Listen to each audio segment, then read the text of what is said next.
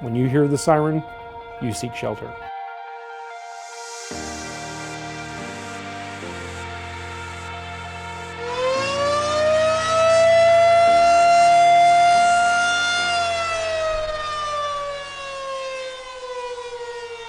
In Denver, we believe that the tornado siren still provides a useful tool.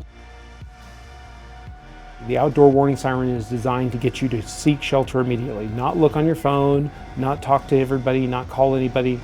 Take shelter and then seek more information.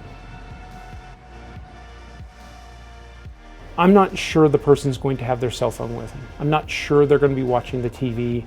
So I want as many ways to warn people as possible.